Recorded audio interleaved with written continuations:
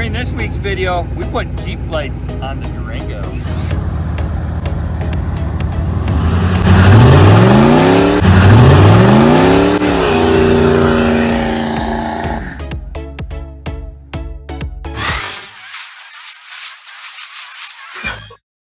Welcome back to the channel.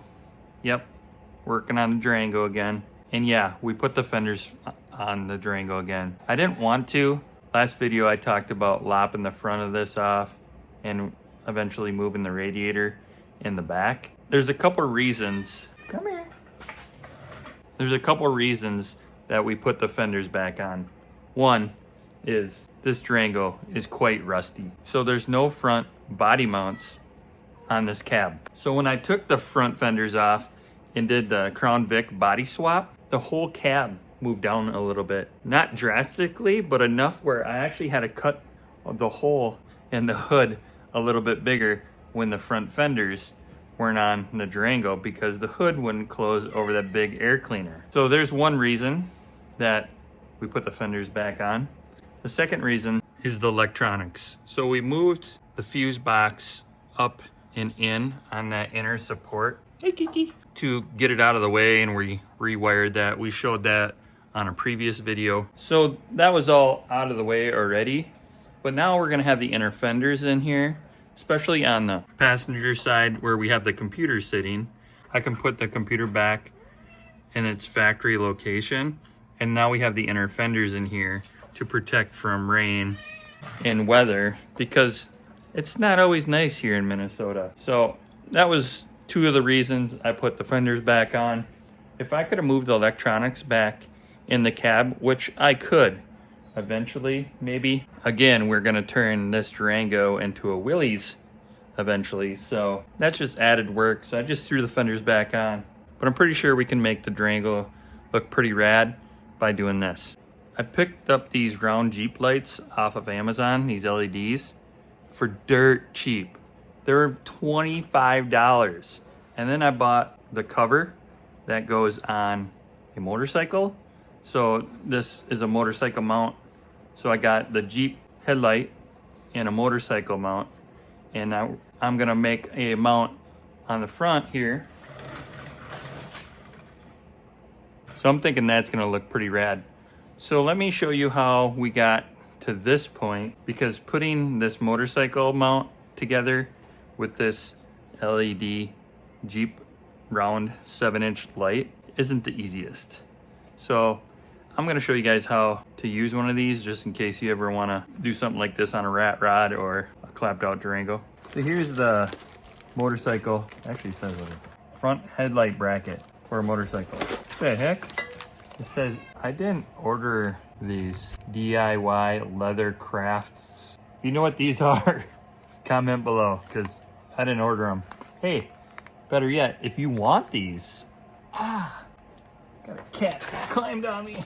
Better yet, if you want these, whatever they are, I'll send them to you. Back to the headlight bracket. These are quite fun to put together. That's me being sarcastic, because it's got these little devil clips. Now I know why I got this, because the clips and the kit is not in here. Well, it looks like I'm gonna have to go on Amazon and figure out what happened. That kind of puts a damper on what we were gonna do on this video without the hardware to mount the light. I even had our little table set up and had the light ready and the tools. But let's figure out how to wire the one headlight we do have mounted. Maybe we can just mount one side till we figure out what happened with our order with that other bracket.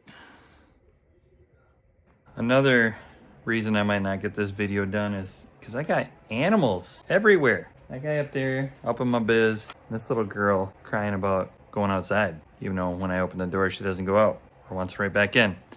So let's do a little garage animal montage.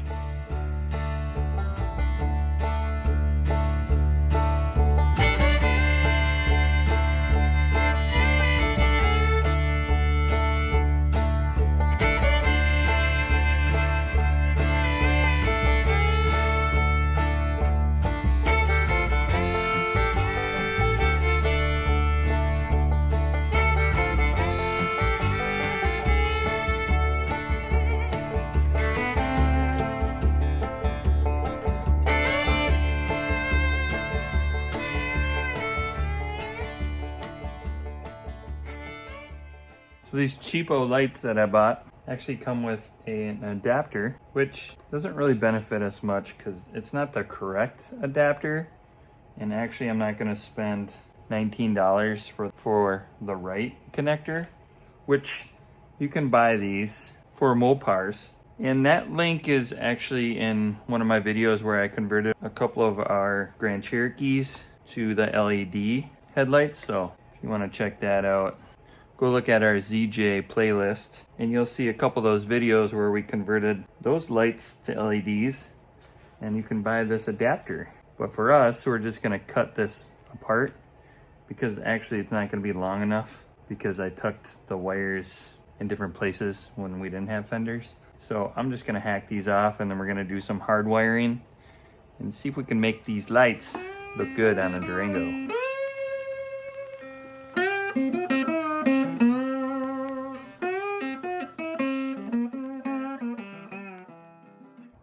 So per my calculations, the white should go to purple, the black to black, and the blue to red. This tank cat. I'm gonna have to like get a babysitter for my animals. What's gonna happen? Blow a fuse? Whoa, they work. See if the high beams work. Wait. We did something right. Now I say we cut this running light because there is running lights and these LED lights with these little pigtails coming out of our bracket.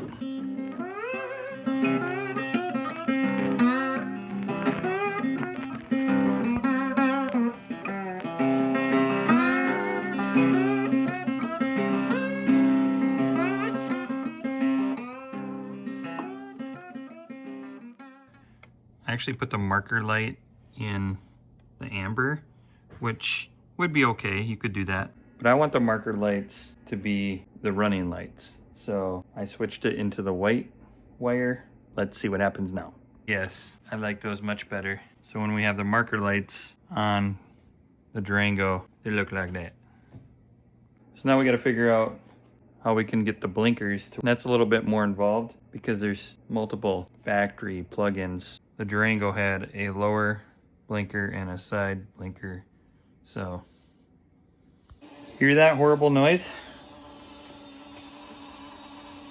Yeah, the blinker's trying to do blinky stuff, but the wires aren't connected. So that's what I was talking about earlier. So we got all the wires bundled together. These two cut off and bundled together. And we still have our running light in, which is our marker light. Watch this. When I connect, I don't remember now. When I put the green and the black and yellow tracer together, we have a blinker. Our running lights that are blinking. So I don't know if I can use that marker light. I don't believe I'll be able to use that. Oofta. That is an annoying noise. So I don't believe I'm gonna use that marker light now for the running light, but I got a different idea.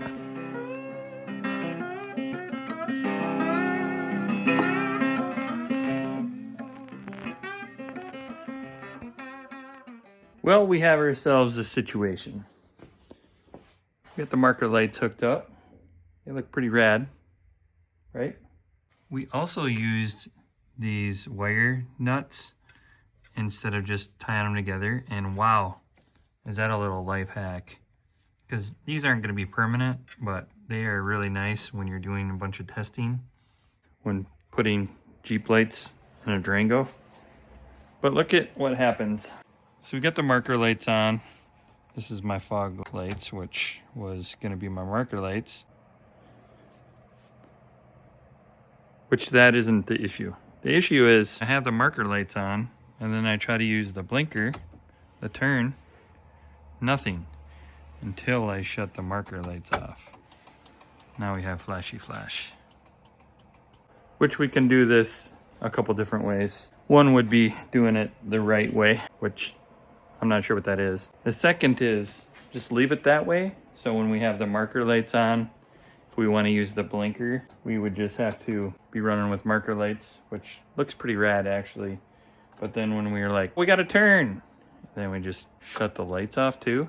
Or we go with no marker lights, still try to hook up the daytime running lights, which I was trying to hook on to the fog light switch, which isn't working, separate issue. But we could just leave it this way because I do like the marker lights and I do like the look of that. Or we just disconnect the marker lights and not have marker lights. You'd have turn signals all the time. Decisions to make. I would like to figure out how to run those daytime running lights, but I might just do it this way because we could always change it in the future. So I'm gonna mess around with the daytime running lights a little bit with those fog light switch, which I can't get to work.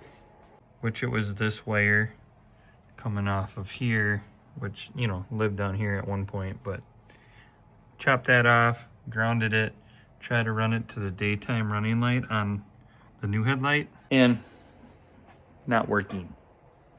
I'll mess around with it for a little bit more off camera here.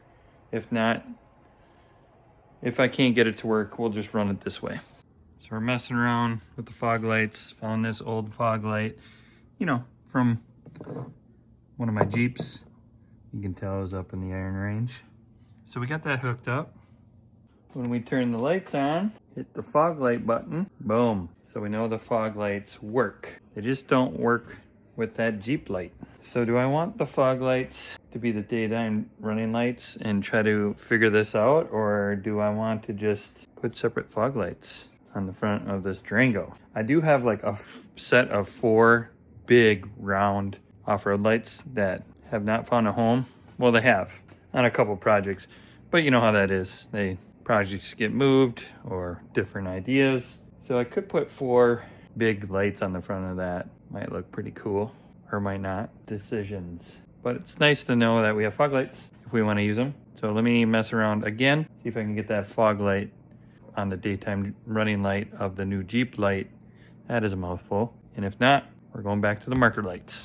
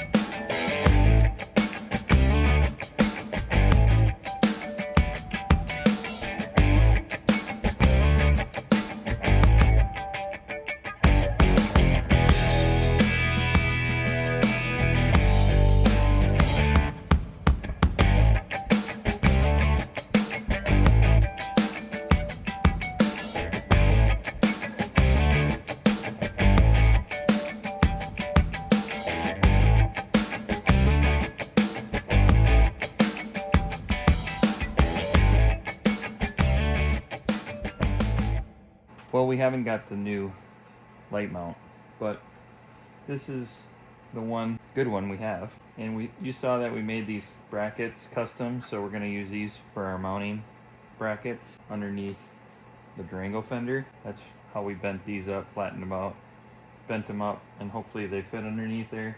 And then we can adjust the headlight using the brackets provided. Then you saw me struggle because I actually had to turn the orientation on this light. That's why I had to take it back apart. And now you get to see how fun these clips were. You saw me struggle to get the first one, and then you saw one rocket out. So it's a good time putting these clips in. The best tool I found is this needle nose. You gotta put it in. You can get it started like such. Wait, this is the top. You gotta be careful, it hooks in here. That's right, no, that's the bottom. So I'm good to put one up here. You kinda have to get the first one started in there, like such. Grab your needle nose, put your safety glasses on, and then hope and pray. Wow, this one's really tough. There we go. Ta-da! So there's one more, maybe? Yeah, it's on the floor.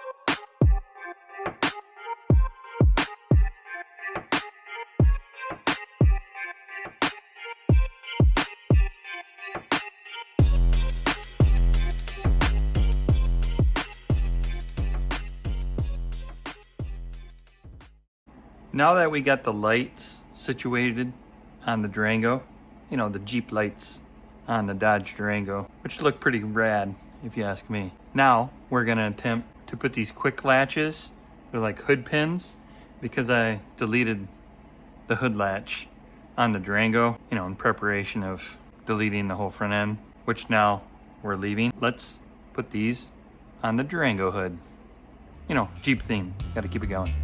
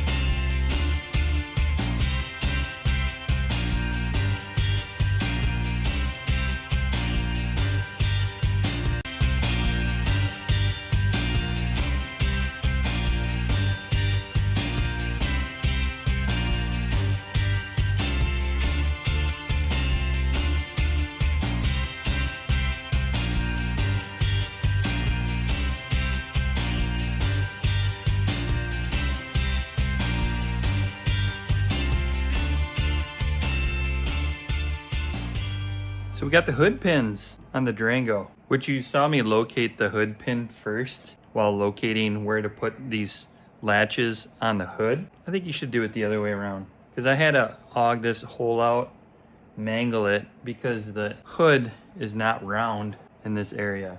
So ideally, I should have just moved this little latch system on a flat surface and then mounted my pin by using the location, and then probably just building a bracket in here would have been a lot easier, because I really had to monkey around trying to get this bent and located where it needed to go.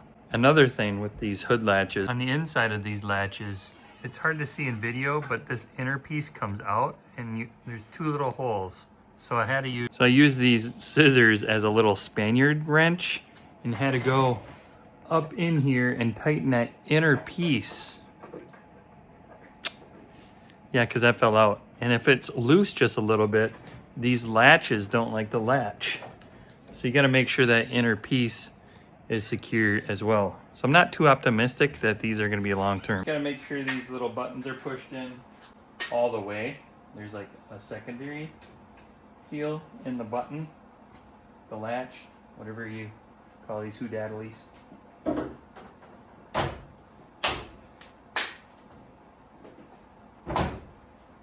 See, this one's off a little.